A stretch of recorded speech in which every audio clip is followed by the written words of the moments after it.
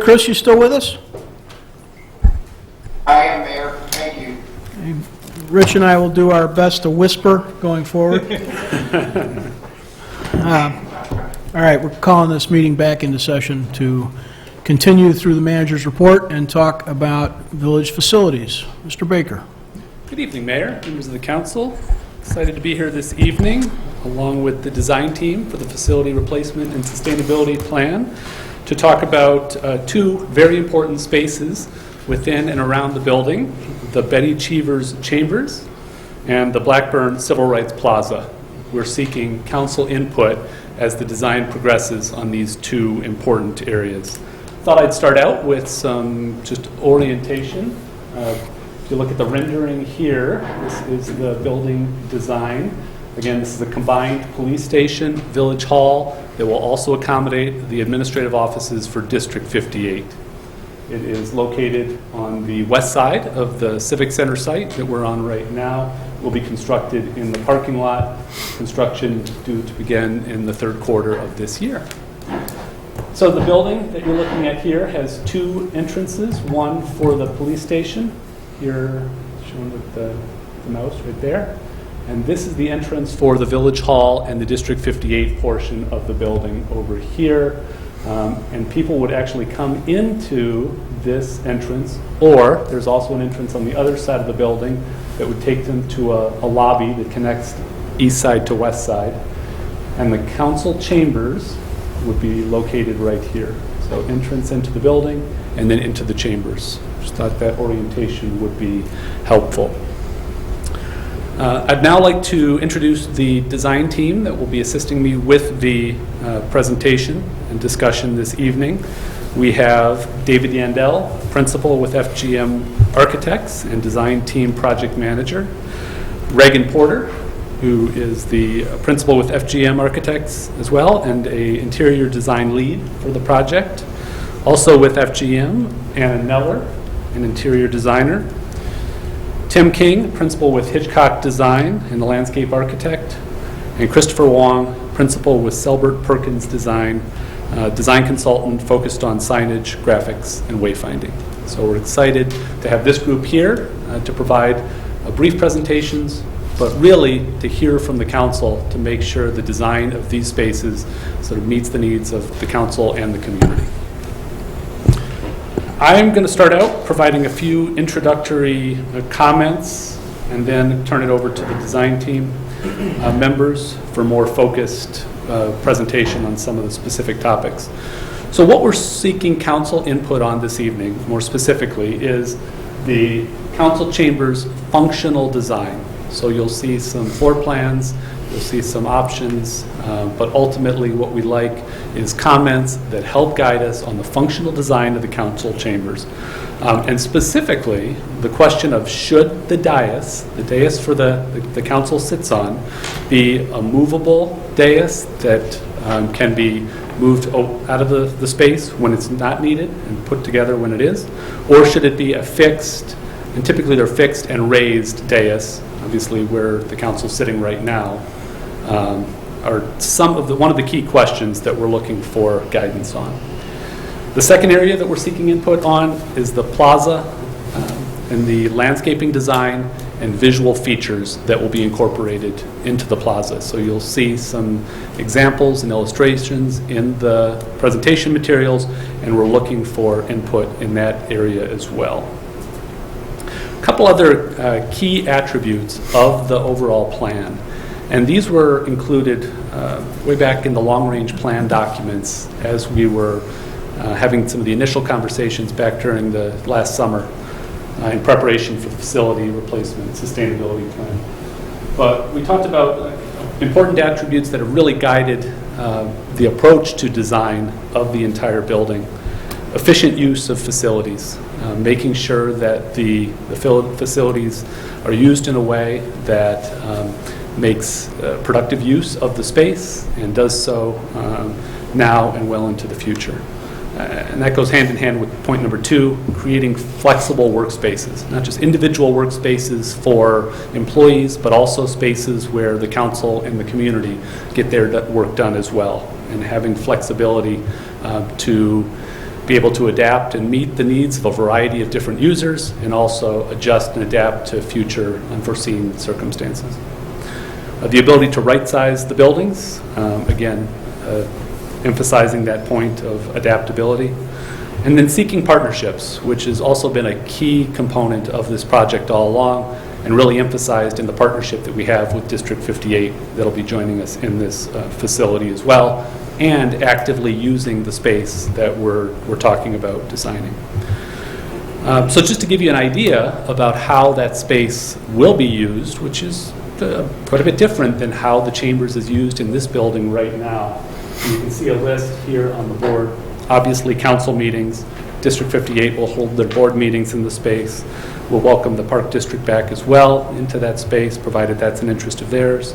But in addition, there'll also be some new uses for the space, including District 58 teacher training, where they'll bring up to 40 teachers into the space on a regular basis to provide training activities. Village and police staff and interagency training. The room will give us a lot more flexibility to bring in groups of our employees, but also employees from other organizations to participate in training in the Chambers.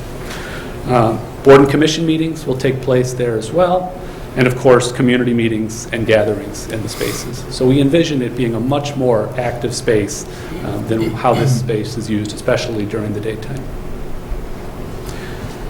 So it's with that I'm going to go back to the start of the presentation and turn things over now to David and Reagan to talk a little more specifically about the council chambers design and really frame up the discussion and input that we're seeking from the Village Council. Thank you, Mike. Speaking for the design team, we're thrilled to be here to continue this conversation. Again, we're looking for comments and feedback. Obviously, there's certain directions that we're heading, but there's certain variables that we want to make sure we get clear direction on, or as much direction as we can as we continue to work closely with staff to progress the design. And so with that, one of them, as we mentioned, is council chambers, something that Anna and Reagan have been studying quite thoroughly over the last 2 months. And so we wanted to kind of see if we can start to nail things down as we head towards the design development phase of this project. Good evening. Thank you for having us. Okay, what I'm going to do is just walk us through the different options, and then hopefully I can answer any questions that you may have. This first option is really the most flexible option that we could come up with. So, as you see here, the council set up as, a chamber meeting would be everybody sitting at mobile tables up at the front, and then staff would be seated over to the side here.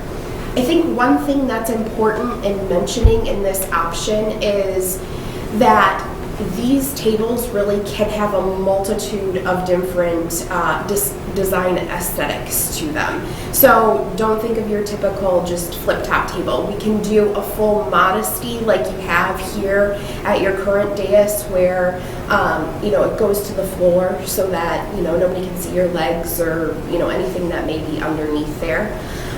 This option also has here the podium just like you have here. And then in terms of seating back here, currently we're showing about 110 seats comfortably in the back there. The other thing that you'll notice is with this option, another layout, you'll see a movable partition here on the west, or towards the west side of the council chambers. So you could subdivide it, where on the left-hand side you would have roughly seating for 24 people for a larger meeting. And then there could be another training session going on over on this side that would seat 56 people. So that's getting quite a bit still, on the right-hand side, seated for, a training session. So then we come to option 2, and this is more of a similar configuration to what you have now in terms of this area here being a raised dais, getting, you know, everybody at the top here, and then staff being seated over here. We have the podium, and then this is just another layout. Again, you've got the 110 back here, and then you have an additional, if you wanted, you could do this in either option. You've got an additional 10 up front seated here. So it's just another option. What you'll notice in this option is because the room with the raised dais becomes a little less flexible, we had to move the movable partition to the east side of the room. However, oops, you could then get still your 24 seated in a comfortable setting in the east side of the room. A couple other things to mention about this. So for ADA, we still have to have a ramp to get up and down. So in this option, you'll see that we ramp back here in the storage. And then you could have a step down here or a step down over here as well. Currently, we're showing about 6 inches up. Right now, you're sitting, just for reference, you're sitting at probably about, I would say, 14 inches up, 2 steps. So just, you know, those are two kind of quick explanations of both the layouts. Do you have anything you want to add before I? Just the other thought would be that with the fixed dais, it could also be on a flat plane. So it could still be at that lower level. And, you know, there could potentially be a hybrid of a semi-fixed where it's not easily movable tables, but if you wanted to remove the dais for any certain reason, maybe there is that opportunity to pick it up and, you know, it's more post-mounted or like kind of semi-fixed, rigid, but ultimately movable. Yes. So yes. Kind of that hybrid scenario. So this kind of showed 2 ends of the spectrum between a fully flexible space and something with a fixed piece of furniture kind of headlining one end of the building. Go ahead and show the picture. The picture? Okay. This is just the start of a design concept that we started. What you'll notice for this option is, so if the movable partition was here, we started to give it, you know, we've got to have somewhere to anchor it up in the ceiling, so we started to wrap it in a wood, and then you'll notice the center double doors again gets wrapped to really give presence to that main entrance, and then kind of mirroring it for symmetry in the back half with kind of that wood wrapping around as well. In the front, taking cues from the exterior stone and maybe doing some sort of stone look-alike in some sort of tile on the, you know, behind the dais.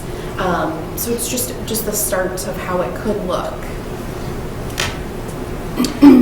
So we'd really be looking for any council comments, feedback, input. Again, really focused heavily on this question of the functional design of the chambers. You've seen a couple of meetings, you've seen how we do this. It's not perfect, but we'll just kind of let everybody kick this around a little bit, and you'll get their thoughts and reactions to it. Yep. So I don't forget, Chris, you want to give us your thoughts and comments on what you've seen so far? Yes, thank you, Mayor. So thank you for presenting this in such a clear way. It looks like we're looking at we're sort of flex versus fixed. My initial thought to it is just sight lines. So when I look at the rendering that you show with the different materials, the last photo that we just looked at, I am concerned that a non-raised dais, if you will, would be difficult for folks in the back to see. Right now, in our current chambers, we have the luxury of both the raised dais and stadium-style seating, so sight lines are fairly straight. forward. So that would be my only concern. I'm a little torn. I like the idea of flexibility for this room for all the reasons that were listed in terms of the various uses even outside of council and different types of meetings. But I think, what struck me first is just that sightline concern for people who are in attendance or even for those on the dais for their sight runs out to the audience. So that's my feedback. I think I'd be interested to hear what others have to say in terms of what they value from their standpoints. Thanks, Chris. Greg? Thank you, Mayor. Despite my private joking about informal things like smoke machines and lasers, in this particular instance, I trend a little more formal. I appreciate Commissioner Gilmartin's comments about sightlines. I agree with that. And I do like, in theory, the concept of flexibility, but there's a level of formality that I don't want to sacrifice. When you look at the items that the chamber will be used for, it's council meetings, District 58 meetings, Park District meetings, boards and commissions. There's 4 out of the 7. And I think there needs to be a sense of formality. This is primarily a seat of government. And I think the design needs to reflect that. So I'm looking for something a little less, sort of conference room like, and a little more courtroom like, I suppose. But I would like to see the seal of the Village of Downers Grove. I would like to see the ability to put up perhaps the Park District or District 58, things like that. I want you to walk in and know that this is a place where legislation is considered and passed. Thank you, Mayor. Thank you. Rich? Yeah, I agree with my colleagues' comments. I've sat out there for one more year than I've sat up here, so it's important that we can be seen. And also, it's important that the seats out there are comfortable, because with a controversial subject, Plan Commission meetings can go to 11 o'clock at night. Occasionally our meetings go that long, so I think that's an important consideration. There's some security considerations about the dais that are probably important to retain moving forward. And so I think that's another reason that I'd like to go more towards the fixed dais as opposed to more of a community room type feeling to it. Leslie? Yes. What's funny is that I'm kind of on the opposite end of the spectrum as Commissioner Jose in my gut reaction, where I would like to make our government as approachable as possible. And so while I respect the level of formality, and I would hope that, like you said, we would be able to go to the floor and be able to put our, the Village of Downers Grove seal there. But I agree with Commissioner Gilmartin and Commissioner Colavini that sightlines are a concern for me. I have been to plenty of meetings where it can be incredibly difficult to see the speakers, and that can make it much harder to feel like you're engaged. So while in my head I would love to try to make it a little bit less intimidating for folks to come and approach us, I think they also need to be able to see us and engage with us that way. So for that reason, I would also prefer the fixed dais and make sure it's a little bit raised, just so that everybody can see one another and connect that way. Cool. I'm going to echo most of what my colleagues said. My initial thought was, being so high, I also believe makes us less approachable. And I don't necessarily know that I want to feel like a courtroom when we have people from the community who are already anxious about speaking before us, coming to address us. However, I think my concerns were addressed when you stated that we're about 14 inches up now, you believe, and we would be, 6? Correct. So I still think that allows us to be able to be high enough that we can see everybody, low enough that we seem a little bit more approachable because we're not so high up. So for that reason, I feel like the fixed dais would be a good idea moving forward. Thank you, Mayor. Thank you. Danny? Yeah, I agree. I also am in favor of the raised dais, not just for the sight lines and the formality like Commissioner Jose mentioned, but you mentioned it's also going to be used for all these other organizations too, and for trainings for teachers and police and staff, and I think that having the raised dais could help out with those organizations as well, with sight lines and their training procedures. The one question I did have, so you mentioned the 6-inch, is that because the ceilings are lower, or? No, so with the 6 inches high, right, we need a 6-foot-long ramp. So it's really needing that, finding that balance between the amount of space for the ramp and it's to balance it all, and really the 6 foot is kind of that sweet, or 6 inches with the 6-foot ramp is really kind of that sweet spot. Is it also why, it seems like a little uncentered, is that on purpose, obviously? Yeah, so our thought is because we have storm shelters on either side. Oh. You're just making it happen.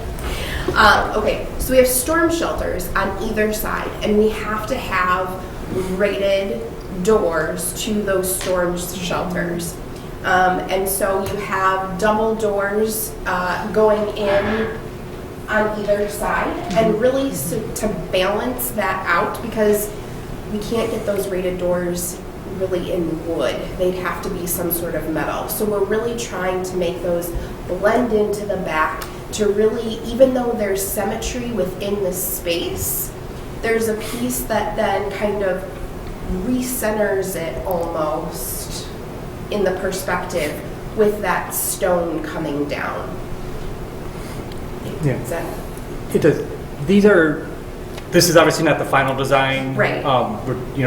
We've drawn ad nauseum versions of this and kind of narrowed it down to these two to show you today, to kind of show the flexible versus kind of a fixed option to get this kind of feedback. So it's certainly looking at the height, trying to keep it to a single riser, which could be no more than 7.5 by code, would be ideal. But working within that 6 inch to 7.5 inch dimension would be our primary goal. That way, limiting to kind of one step and a ramp that we can probably fit within the space. And then where that dais fits within kind of that north-south direction, centered within that wall, working around the clearances with the doors that come in and out of the space as well. Jumping around a little bit, with the divisional, or the partition, the dividing partition, that adds some complexity in terms of how big those rooms are and how many doors are necessary to egress from those individual spaces if that wall is closed. So once we kind of land on the dais solution, that's got potential some dominoes to tip in terms of what that north wall of the space and where the total layout changes. A couple things just about the sight lines real quick. We understand that the size and shape of the room is different than what we're in now.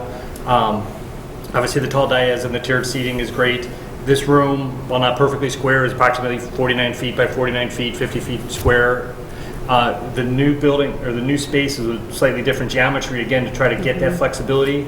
So it's about, 30 feet wide by 65 feet deep. So about the same area, but just different proportions. And again, it was driven a little bit by the goal to get 2 meeting rooms of 2 different sizes, as well as maintaining this formality of a council space.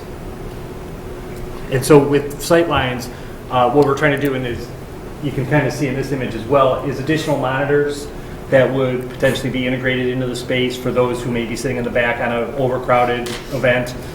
Certainly we've been in a few of these meetings where we've got plenty of seats. So trying to find that right AV layer on top of the design layer is one of the next steps as well. That's where I was going, so. Yeah. Well, this is a team. Yeah. As I look at this thing, I don't want to, we're only going to do this once, right, guys? So, pardon my being maybe more blunt than I should be. That looks kind of like a disaster to me. I'm picturing this space if you got 110 seats, I'm picturing this space with about 135 people, every one of them mad as hell, and wanting to have their opportunity to speak. And I'm looking at how people would get in and out of their rows and queue up and see us, and how we would see them. And that depth, that 65 versus 50, 15 feet's a long ways. It's a lot more depth. That takes those folks and puts them a lot farther away from us.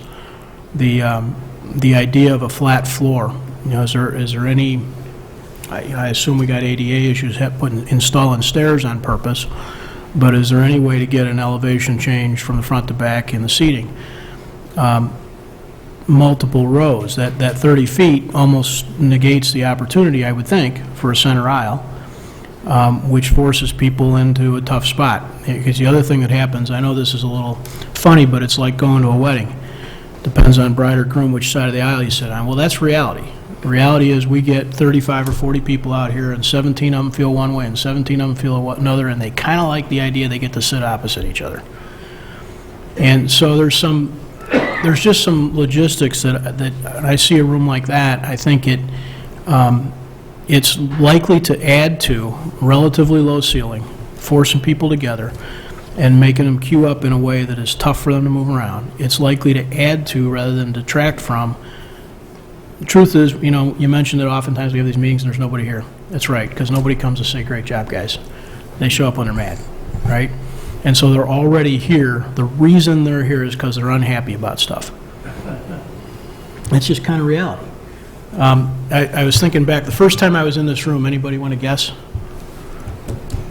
1955. Good guess. I was in here in 1985, and in 1985 I lived in Clarendon Hills, so why was I in this room? I was in court. I was in traffic court in 1985 in this room. And I appreciate the idea, and certainly I think we've all tried to create an environment that is approachable, but I think there is a value to formality when it is the seat of 5 or 6 governments. And so the flexibility is something that I think I completely concur with Greg. I'd sacrifice nearly all of it for accessibility, for some separation and some space for people that we know are frustrated and on the edge, and a certain degree of formality so that there's expectations set about how those go. We've seen too many meetings, you know, in the news and other places that look in rooms just like this that look pretty chaotic to me. And some of that is the people, and some of that is the way the meetings run, to be sure, but I think some of it also is the space. You know, when you're designing spaces, you're trying to create certain emotions, certain vibes, certain expected actions. This is packing a lot of people in a tough spot, making them climb over each other when they're mad, and that makes me very nervous. The idea of a fixed dais that's raised, I think, is a good one, but added formality and space, if there was a way to get some of that in there. The sightlines is an issue. If you're in the last row of this thing and you're mad, and we're 65 feet away and you can barely see us, you're madder by the minute. That's kind of reality, and I'm worried about that. The AV stuff, I assume we're going to have various speakers and monitors as many places as we can that make sense, but it isn't going to make you feel better when you're sitting in the back row and you're mad. So I don't know if that helps or hurts, and it's not totally consistent with my colleagues, but it's certainly my opinion on it. Want to continue? Please. Well, thank you for the feedback. It's incredibly helpful. It certainly will all be incorporated into the next steps of the design process. So thank you all for those comments. One thing I will say, obviously, this conversation was about the functional layout of the space and the room. Certainly, as the design process moves forward, we will make sure that honoring former Mayor Cheever is part of design choices that are made not only in the chambers, also in the lobby as well as people come into that space. So that will continue. And one more comment.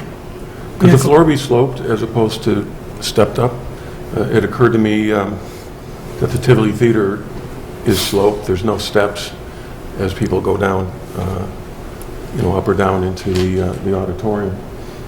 But they still have the way of having the seats in back quite a higher elevation than the seats all the way in front. We'll take a look at that idea with the design team. Anyone else? want to interrupt anybody. I do have a couple more things I want to mention. So going back to the examples that were emailed around. So I assume you guys saw those, right? Yes. So none of those got my attention in a positive way, except for one thing. That first Beaverton one, the shape of the dais. One of the things that I've felt in my time up here has been a challenge is the lack of sort of completeness of this arc. So you sort of have to lean forward to talk to Rich. And so if we're talking about fixed dais, a little bit more complete of an arc where it's I don't know what it works out to, but a couple hundred degrees for all of us to be able to sort of be talking to each other as opposed to just at the audience. That I thought there was some appeal there in that layout to me. The other thing on this that I'm going to just underscore one more time because it shows up differently on these two drawings. On the flexible layout one, as compared to the fixed dais, just the rough plan views that we had at the beginning. This idea of queuing up the audience, it doesn't happen all the time, but it needs to be easy and obvious where that's supposed to happen and kind of out of each other's way. So when I look at this, I think of, well, you could... I think we're talking about the north wall. You could sort of, in the fixed dais version, people could queue up on the north wall, approach that center podium and speak. If we were in a position sort of like the round table version, that would be pretty tough to do. So that, both in the dais configuration of the movable one and the fixed one, think about that queuing. That's really important to maintain. So people get lined up here and you need to stay friendly with each other. And then the last thing I had on my list was this idea, Greg mentioned the ceiling height, or maybe it was Danny was asking about the ceiling height. I don't know what we're talking about here in ceiling height, but the taller the better, for all the reasons that I mentioned. A little airspace and a little bit of feeling of something opposite of claustrophobic. It's going to be helpful to us. Yes, just on that note real quick, the rendering probably doesn't show it because we didn't drop a person in there, but the reason that this space is at the front of the building, outside of its very obvious strong presence at the front of the building and off of the lobby, is so that we could kind of get a double height, not double height, but like a story and a half tall. Ceiling height's tracking at 13 feet. 13, 14 feet right now. Awesome. When I was looking into some examples around us, I noticed, I think it was Glenview that did a rehab, essentially, and one of the things they did was remove the false ceiling. And when you look at the before and the after, there's a way different feeling there. It is. The volume helps with acoustics. Like you said, it gives the room a little bit more breathing space.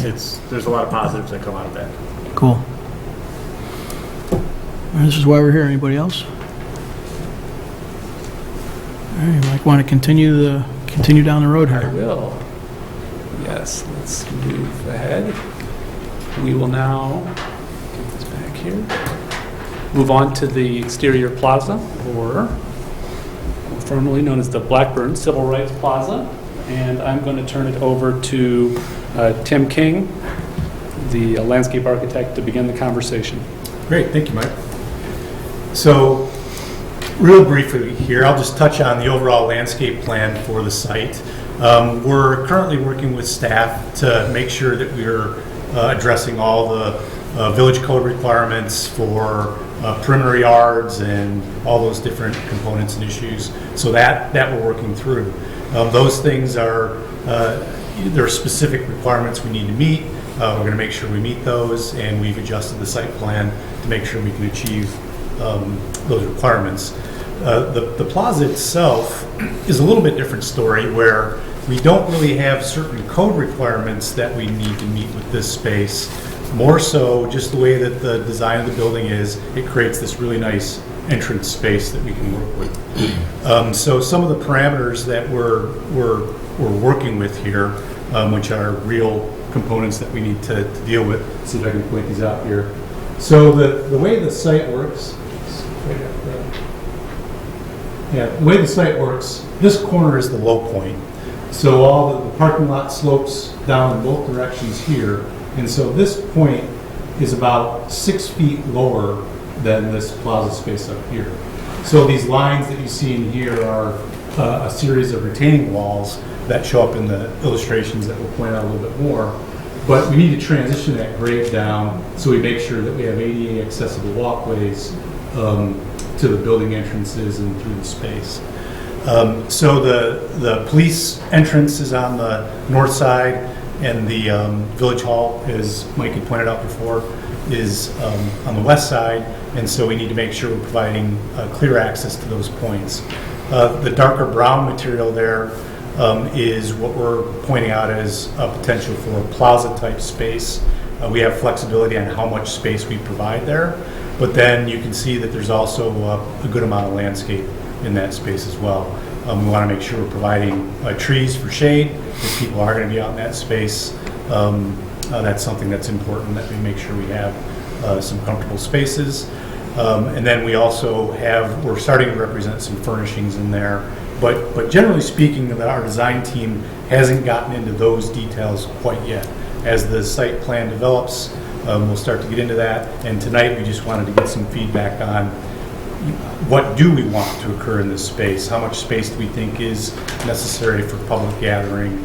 And we'll start to develop ideas from there.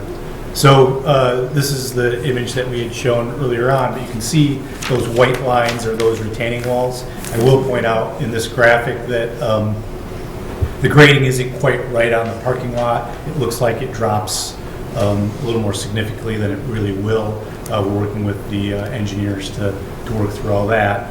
But it is, we're trying to keep that plaza space relatively level. These views, it maybe shows up a little more clearly, in particular this view here. So you can see how there'll be a walkway that goes right towards the village hall entry, and then there'll be another walkway that goes towards the police entry, and we'll transition that grade through this space. So it's a little small on the screen, but you can start to see the amount of space we're talking about here, where there's a handful of potentially tables, or these components on the edge are seat walls, which will help to define the space. But we're trying to create a space that feels comfortable, where people can gather there, but it doesn't feel like it's a big wide open plaza space that's empty on a day that people are just circulating in and out of the building. Materials, we're taking cues from the building architecture, so the paving materials, the walls and things will very much play into the style of the building. And landscape material, the input we've gotten so far is we're very much going to cue from naturalized type planting design rather than more garden type planting design, and really pushing that sustainable end of things as well. So that's a very brief overview of the space. And again, we're going to keep developing this with the design team as the site plan develops, and I'm sure we'll have more options for the specifics of the components within the space. But if there's any input that you want to give on the space itself, we'd be happy to hear that. Anyone want to jump in? Leslie? Happy to jump on this one. I do appreciate the thought towards, the naturalized plantings, especially if we're going to have kind of those different elevations in some areas that might take in a little bit more water than others. It can be a really nice way to showcase ways in which people could have native plantings in their own yards. So I love the idea of that.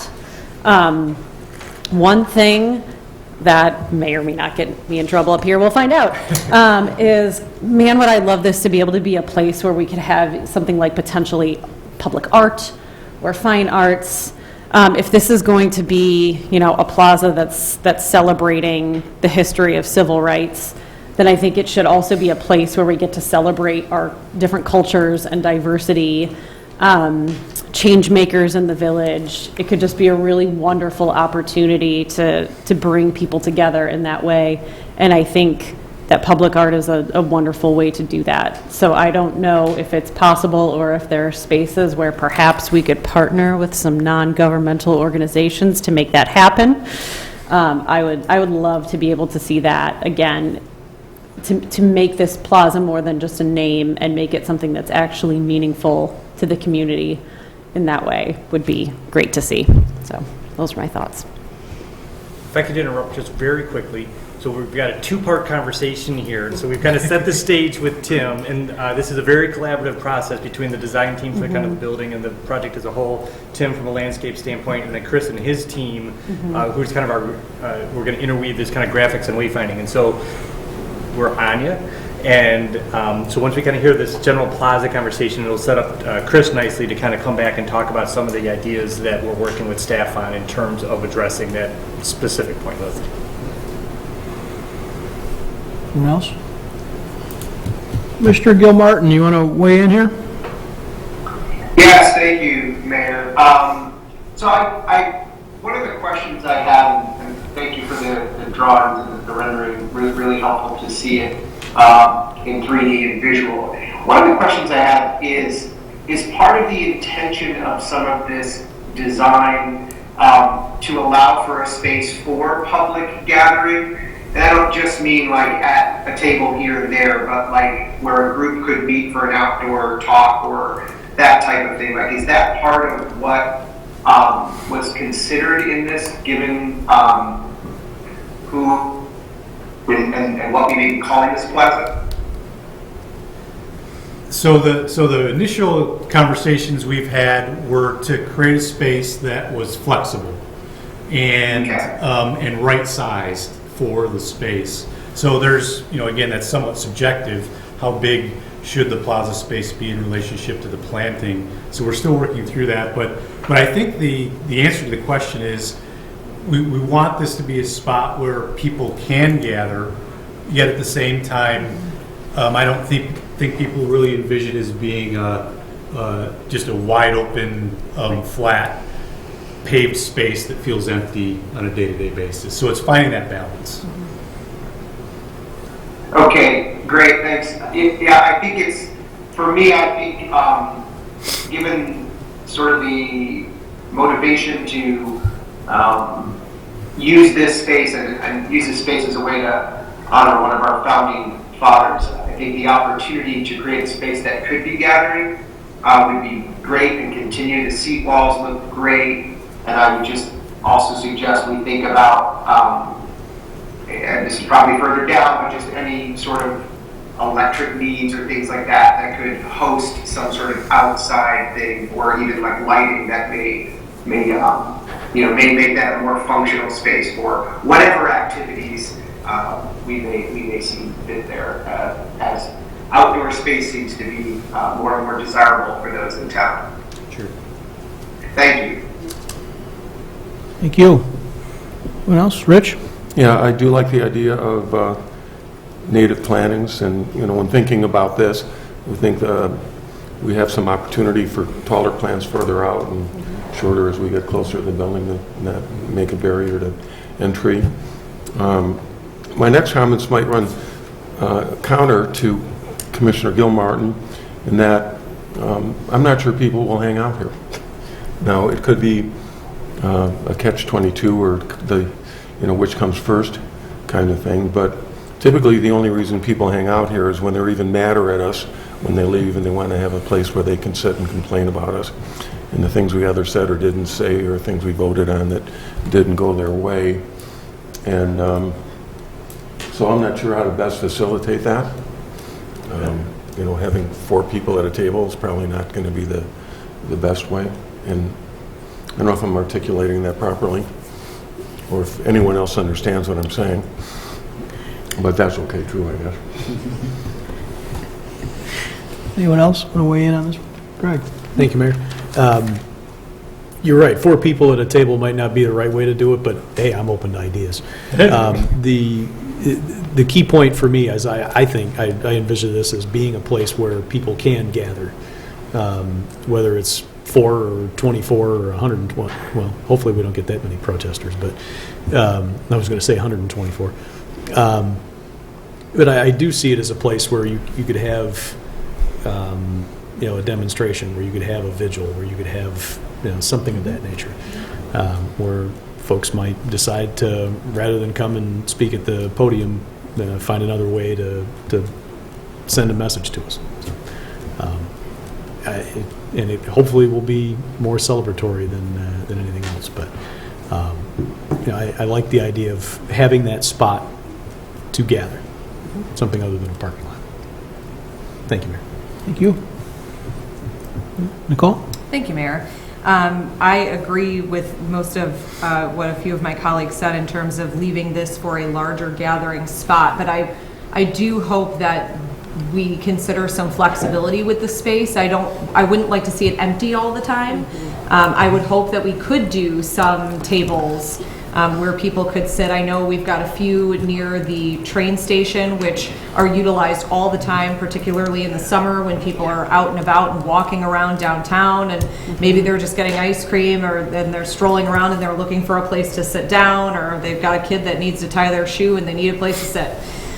So I like the idea of a larger gathering in this space, but I don't want to leave it so open that we lose some of the opportunity for people to simply be in that space.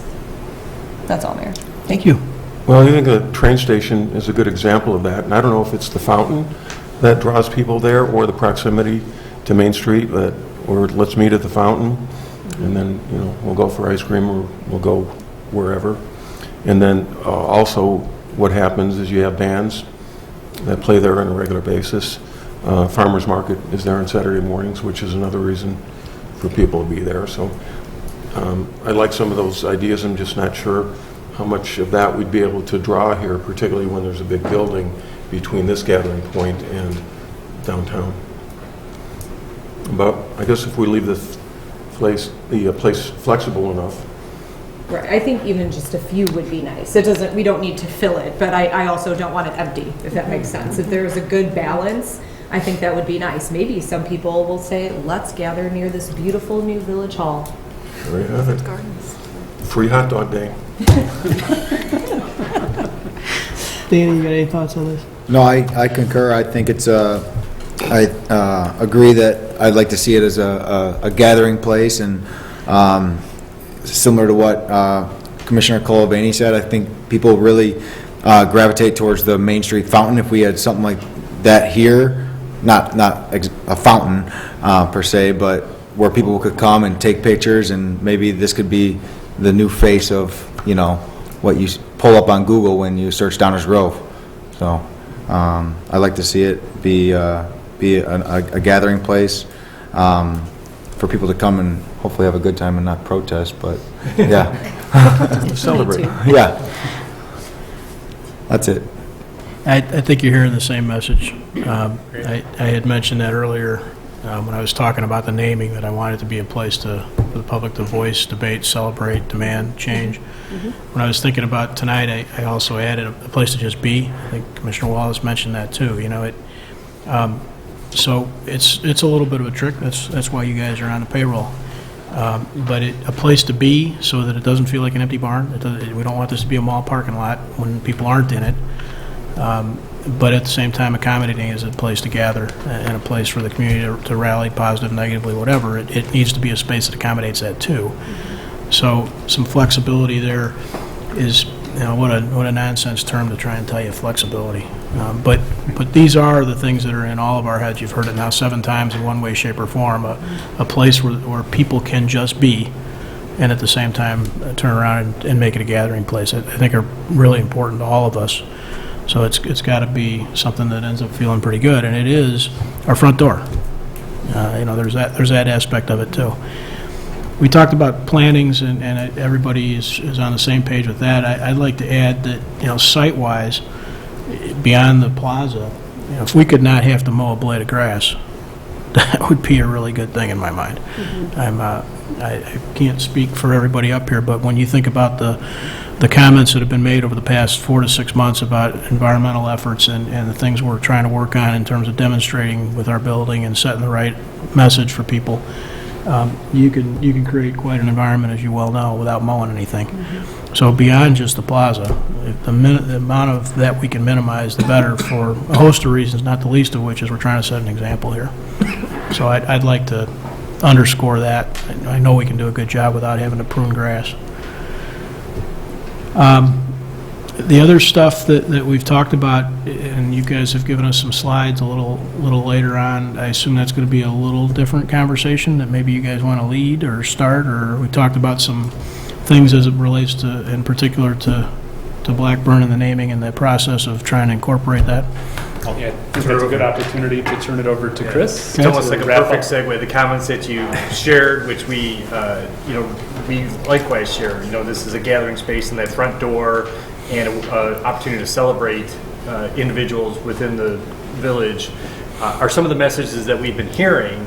And so kind of Chris and his team's role is that kind of extra layer and help bring that vision to fruition for what this plaza might be as it celebrates, Israel Blackburn, much like he's going to help us with the vision for Betty Cheever inside the building. So this is a kind of an introduction to that topic, and we're likewise looking for a little bit of feedback so we can maybe try to narrow a direction or two on how we continue to work with village staff in terms of roughing out some design concepts.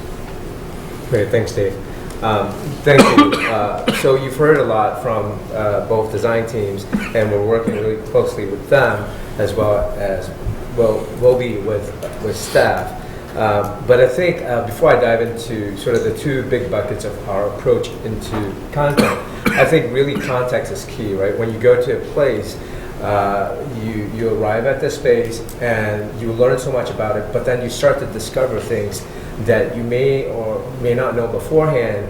And we want this place to be welcoming, inviting, but you're considering the programs of what might happen within the building as well as outside.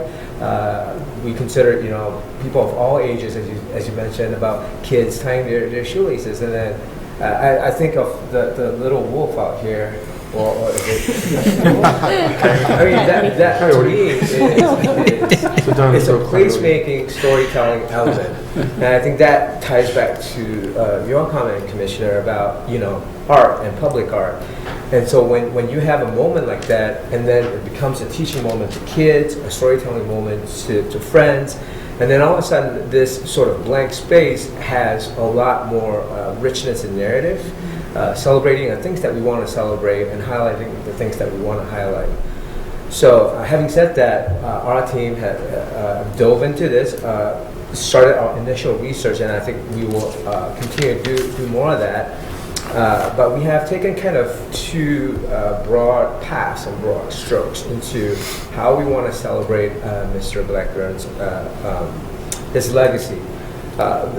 One way we thought was a real sort of linear way, sort of a timeline way.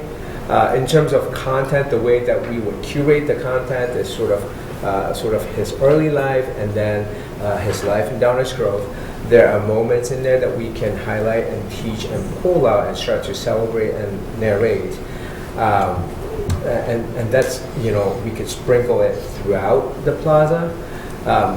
And in fact, I know our task, our effort is to look at this plaza and celebrate Mr. Blackburn.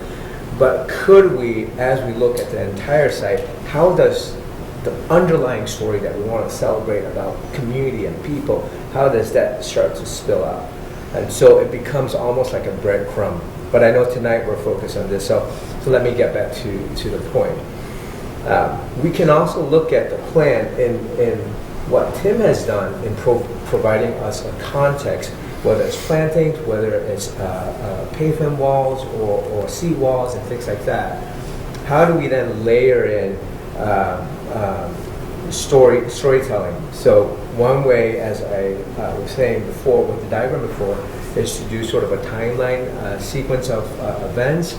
Could we divide the plaza in half or maybe in quadrants and start to narrate his story, his life story from an early life perspective to Downers Grove. Maybe it's from west to east as opposed to east to west.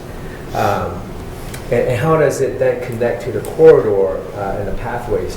we want to consider, how people engage the space, the commuters from the train station, the local community members that might come up, park, and then walk the pathways. How will they engage the space and what will they see?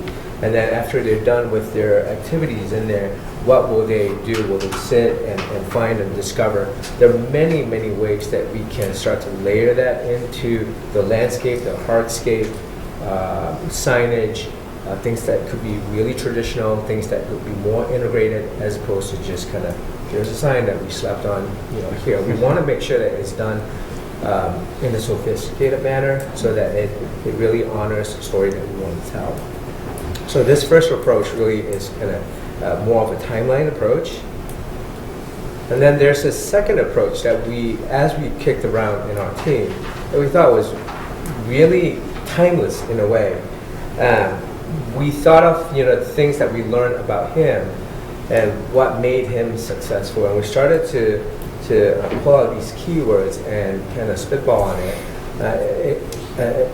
It's these things that we know that are, the hardworking aspect, the bravery just from learning of what he has gone through, what he's done, optimism, and just being entrepreneurial and learning about his vegetable, selling stand and things like that. So we said, all right, so there are kind of 3 story buckets that we can pull out.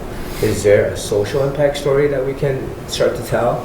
Is there a national impact and then a local impact? What does that want to do to the story that we want to tell about him and Downers Grove? And what are these timeless character traits and aspects that anyone can identify with? Hey, I'm a visionary. I want to be a visionary, and I can have these big ideas, and nothing's going to stop me. Those things that will resonate inherently with any one of us, kids, young, old. So we thought that was really a more. Well, I don't want to lead the witness. I think it has a lot of potential because you're not trying to fit a story within a timeline and physically within the space. It's almost like, you could kind of discover as you go along the way, and find all these qualities as you navigate the space, right? So in looking at that plan, we could, again, dissect them into quadrants, or we can shuffle the deck. We could go and say, all right, maybe in north, south, east, west quadrant, we can always have a social, national, and local impact kind of in a cluster, in each. Or do we just, segment them into kind of the 3 or 4 quadrants? I think all of that is up for discussion and exploration. I think we'll find the best way to tell the best story that's digestible for young and old. And having said that, I think there are many ways that we can do this. What Tim is trying to do, we can look at integrating graphics into the seat benches, things that are kind of hidden, and then it becomes almost like a treasure hunt, if you will. Hey, did you see that little quote on the side? Did you see that nugget? And going back to the public art comment, we've done many projects where we try to uncover, history and side stories, where we pull out an element. We did a project at MIT where we celebrated, a thread factory that used to be there. So we had a sculpture of a thread spool. Is there something like that we can do that celebrates Mr. Blackburn's history and story? It could be dimensional, it could be sculptural, or it could be interpretive, where you have kind of like the top left image. You could have a vignette, and then you have a write-up for people to learn more. And that format, you could do it in so many different ways. The top left is a little bit more contemporary. Could it be done more kind of honorific way in the top middle, or even just etched right into the bench? Could we look at hardscape furnishing along with Tim? Is it tree grades? And is there a story to tell about tree grades and its relationship to the site? Could we look at sunscreens and sunshades, and it casts a shadow or casts a pattern? So there are many playful ways that we can do that, and then certainly if you're along the pathway and as you journey through, could there be quotes that get etched or sandblasted into the concrete? Now all of these things we can work with the materials that will be specified, that we have longevity, and there's a good way to service them. That's kind of what we've prepared for you. I'm happy to answer any questions. And maybe we can just give some reactions to what we heard, try and, help give some next step likely direction. So, anybody you want to...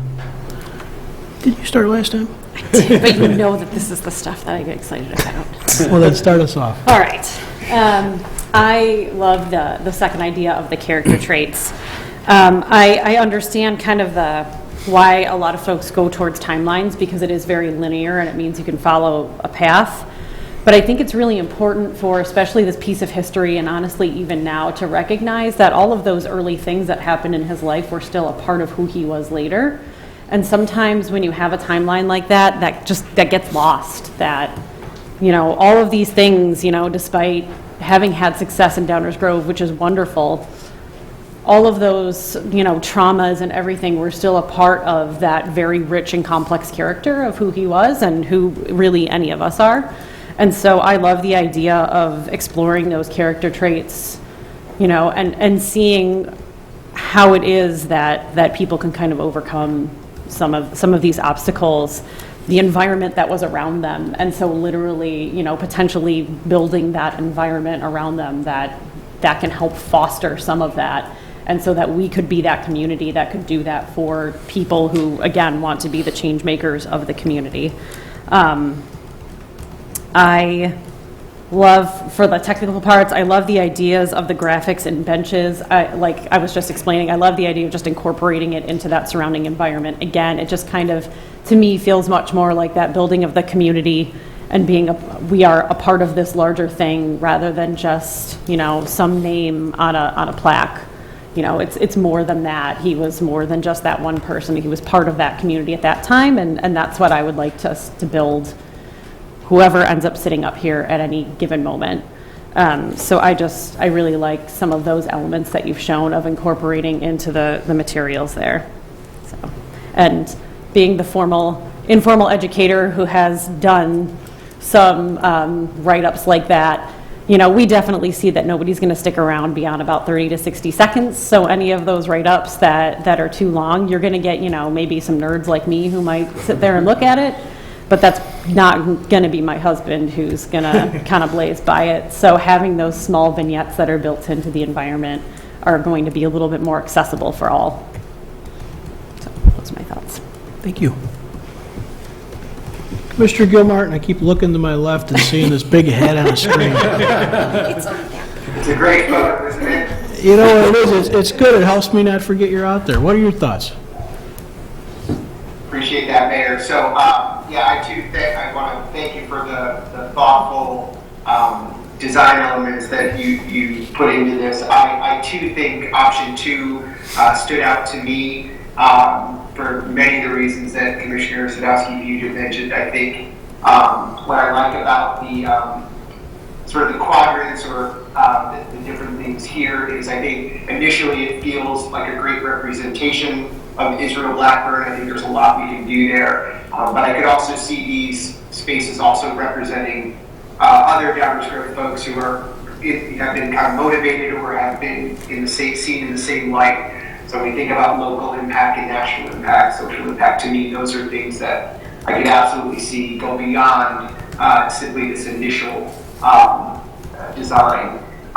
One of the things that I personally prefer some of the more permanent looking ideas, like the quotes in the side of the bench. What I loved about the tree grate was it sort of reminded me of him being blacksmith, and I feel like tying that into that, or even the top middle photo of that looks sort of iron-based imagery. To me, that felt like there was a connection to him. I love the sunshade quotes. I don't know how we might incorporate that given what the plaza looks like, but to me, that's just such a creative way. And again, I think you tied to some of that, his role and his profession. Less a fan of some of like the spiraling quotes kind of thing in the sidewalk, but understand, you're sort of giving a mood board rather than actual execution. So, but to me too, definitely stands out. I think you captured a lot of what I think will allow us to honor the man, to portray his impact in many ways, but also allow us to extend that beyond. So really, really happy with both options, but I think option 2 really stood out to me. I think that's all the feedback I have. Thank you. Thank you. Thank you, Chris. Others? Rich? Nicole? I could go with either option 1 or 2. I'm more linear in the way I think, so that timeline thing related to me. As far as what graphics we use, I happen to be a fan of these boulder plaques where you have a bronze plaque on a boulder because they last a really long time and you can put a lot of words on them, tell the story.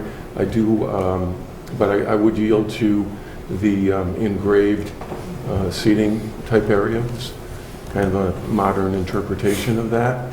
And I like the center display, the storyboard, because I think it would attract people that are just walking by or people walking into town and say, oh, look, there's something to be read there. So I think, having that visibly available with, also there's a nice story. You can have the text on the left and the picture on the right, as long as it's, made out of good durable material that's not going to look faded and all of that. Don't we have a sign ordinance that requires those to be EFS? No EFS. No EFS on this building, right? Others? Nicole? Thank you, Mayor. I tend to really, I just love this whole thing, so truly I appreciate both ideas. As a history major, I kind of like timelines are our thing. So I'm like, oh, but I kind of like the timeline. So I don't know if there's a way we can incorporate just a little timeline somewhere. I know maybe not a whole lot of people might look at it. Otherwise, I really appreciate the more permanent things as well, as a couple of my colleagues have mentioned. The etching in the bench, the grading around the trees. I love the sunshade quotes. I think that's super unique, and I don't think I've seen that anywhere, before this evening. So I think that could be incredibly unique. But yeah, those are my thoughts. Thank you, Mayor. Thank you. Thank you, Mayor. I'm option 2 all day long. Out of the options, or of the depictions here on the screen, the only thing I'm not crazy about is the sign. I like the permanence of the other elements, the creativity of them. And I think we can accomplish a lot of what's on the sign in other ways in other places. But let's tell his story and let's do it in an interesting and creative way. Thank you, Mayor. Thank you. Danny? Yeah, as far as the options, I could go either way on that. I don't have a strong opinion either way. I can go timeline or the quadrant. I tend to agree with Commissioner Jose. I really don't. I think the top left sign looks a little commercial to me. I really like the sunshades, as everyone else has mentioned. And going back to what Chris mentioned, maybe we could incorporate the electrical piece to it and have some lights shining on those at night. I think that would look really cool. But something more permanent, not as commercially looking, would be what I would be in favor of. That's all. Thank you. I had a couple of things that you said that struck out. You mentioned the word discover a couple of times. And then I thought about that, and the other thing you said was breadcrumbs.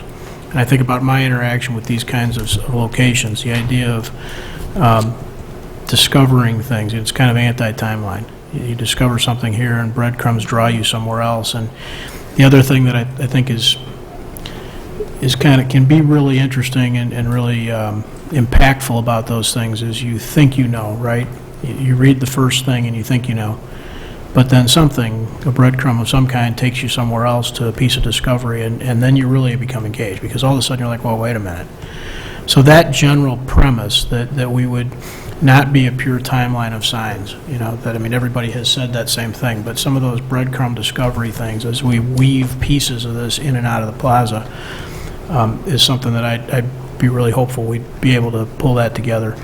The other thing I guess I wanted to mention is, from my perspective, we do want to focus on the namesake of the plaza, but part of what we're trying to do is celebrate and affirm civil rights here. And so I don't want to lose sight of that. I don't want it to only be about Israel Blackburn's, life. That certainly is important, but part of why it's important is a demonstration of the change that's required and the effort that's required and the impact it has on individual lives to really put civil rights first and foremost. So having that not be lost in the messaging is something that's important to me.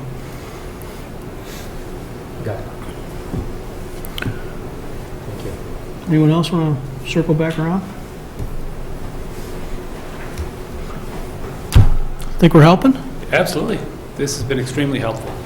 We will absolutely take what we've heard tonight, work with the design team to incorporate this input and improve what you see as the design goes forward. Okay. Thank you, guys. Thank you. Making the trip tonight and spending the time. Get into the manager's report tonight, Mayor. What a slacker. All right, we do have a little bit of meeting to wrap up. Thank you, Mike, for your work as well. Last item on our agenda prior to adjournment is council member reports. This is a portion of our meeting where our council members report out on goings-on in the community, other entities or groups they're connected to or party of. We'll look left and start right. Rich, do you have anything for us tonight? No report, Mayor. Thank you very much. Leslie? No report, Mayor, thank you. Nicole? That was sneaky. No report, Mayor. Wasn't Thank it? you. Wasn't it? Now I'm going to look at you and say, Commissioner Gilmartin. I knew that was going to happen. As soon as you said it, and then you turned and looked at the camera. I just want to say thank you to staff for helping me get set up to be remote today. And I'm looking forward to seeing you guys all in May. No report, thank you. Danny? No report. Thank you, Mayor. Greg? No report, Mayor. Thank you. I have no report either, except Chris, best wishes. Glad you could join us tonight. Hope you're feeling well sooner rather than later. Thank you. Is there a motion to adjourn? Move to adjourn. Second. All those in favor say aye. Aye. Opposed? We are adjourned. Thank you all and good night. Quite delayed.